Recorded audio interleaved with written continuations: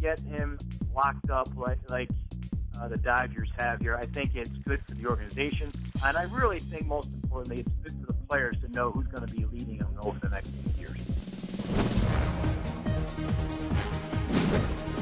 I'm Matt Waymeyer with the MLB.com FastCast. The Dodgers have agreed to a contract extension with manager Don Mattingly. The skipper's new deal replaces his 2014 option with a 3-year deal that will keep him in Los Angeles through the 2016 season. Mattingly is coming off a 2013 season where he led the Dodgers to the NL West title and the NLCS and was a runner-up in voting for NL Manager of the Year.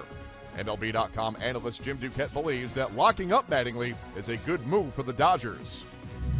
I wasn't surprised when I knew and heard a 3-year deal was there potentially for Don. When we heard about this a couple of days ago, it made a lot of sense. I think Don has gone into this with his experiences with the Yankees. Now, as a manager with the Dodgers and a high-market club, I think he understands the expectations. The leash is always short on any of these deals.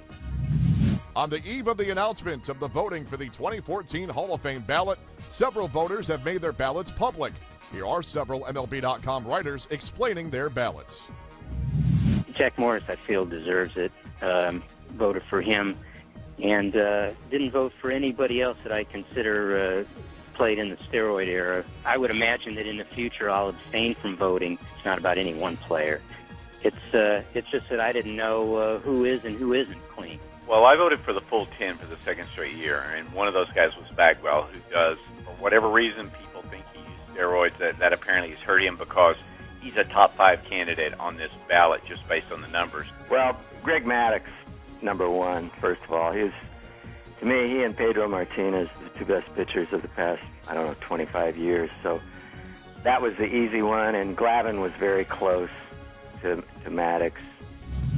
According to Comcast Sportsnet in Chicago, both the Cubs and White Sox will meet this week with free agent pitcher Masahiro Tanaka. MLB.com Cubs reporter Kerry Muscat believes that the Japanese ace would fit right in with the club's young rotation. He'd be a perfect kind of guy for them to have, considering the age of the rotation that they have now.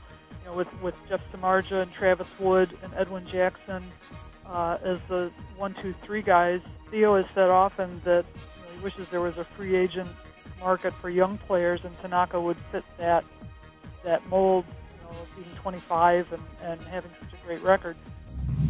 For more on these stories and for complete coverage of the Baseball Hall of Fame voting results on Wednesday, stay locked into MLB.com. It's baseball everywhere.